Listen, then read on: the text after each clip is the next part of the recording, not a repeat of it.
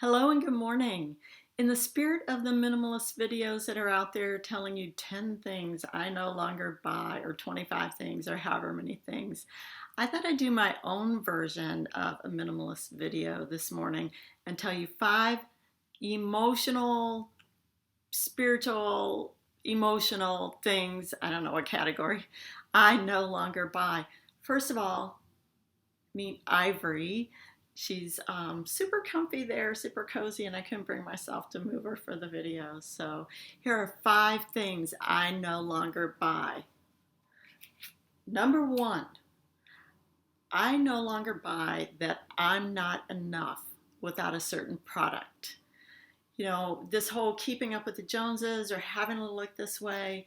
I remember earlier in my life, I I I grew up with nothing, and I would always watch what other people wore, what they drove, what they had, and I created that in my life. I dressed a certain way. I drove a certain thing. I had certain things, and I in my head I had this picture that if I didn't do that, I wasn't good at, can we just say for a minute, self-worth issues, hashtag self-worth issues, big time.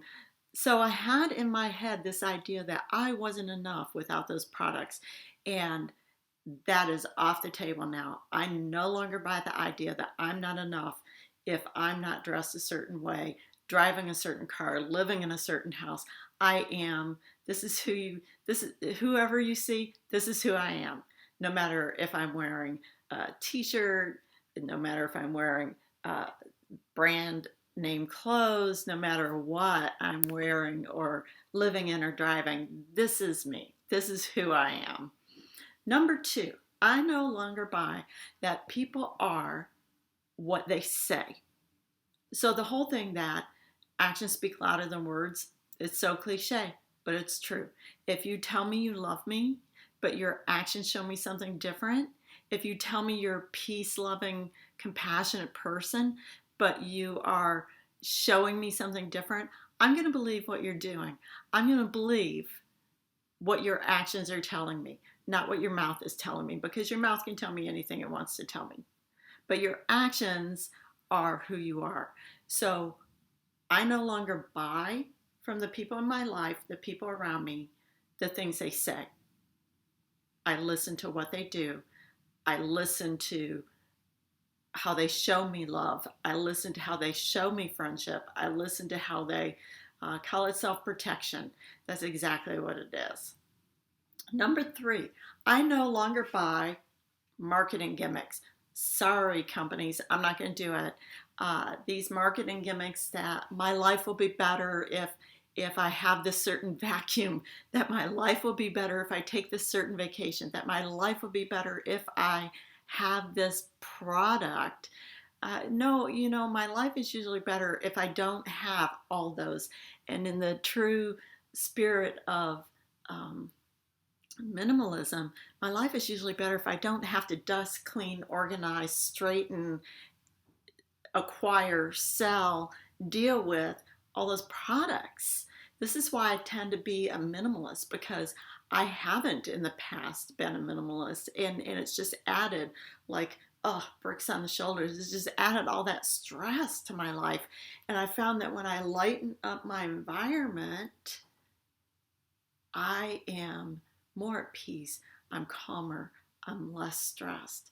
So I no longer buy all those marketing gimmicks. Number 4, I no longer buy the fact that I need to be ashamed of my past. You know what? Everybody has a past. We've all got them. We've all made good choices. We've all made bad choices. We all have done things that we wish we hadn't done. And not all of us came into uh, the perfect situation, the perfect family, the perfect. I used to hide the fact that I grew up poor. I used to hide the fact, you know, that I was, let's just say it, white trash. That's what I was. I used to hide that fact.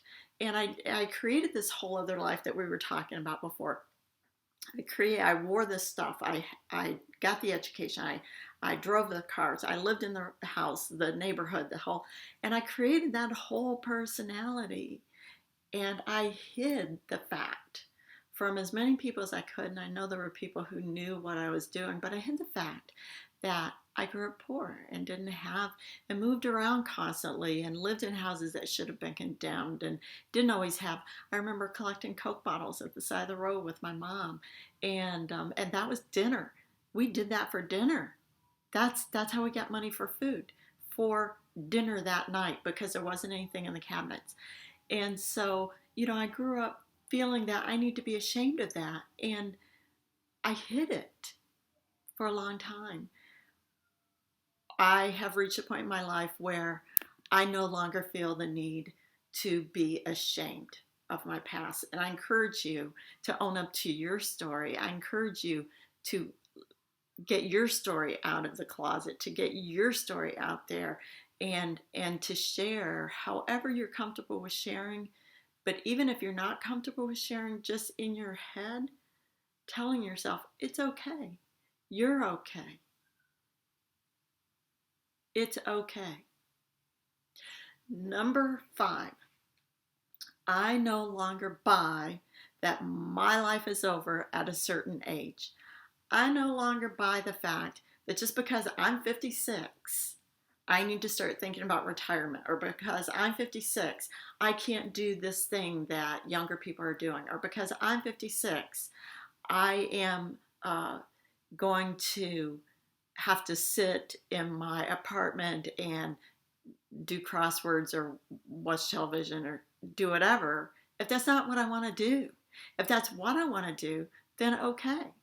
But if I want to travel the world, if I want to start a new career, if I want to look my best, I no longer buy. I don't know if I ever did, but I no longer buy the fact that I am done because I'm 56. What are you going to do? You have to live every day until you die. That's how it is. And just because birth is like the starting point, but there are a lot of other starting points along the way. And maybe this is your starting point for something new. Maybe this is your starting point for a story you don't even know you want to write yet. This is your starting point for a new project, a new career, a new love relationship. This is your starting point for maybe a whole new you. You never know. So 5 things I no longer buy. All that emotional baggage, all that spiritual baggage, just lifted off my shoulders. I encourage you to think about what you are cluttering your emotional self with, what you're cluttering your life with, and just do a little decluttering and lighten your life, and have a beautiful rest of your day.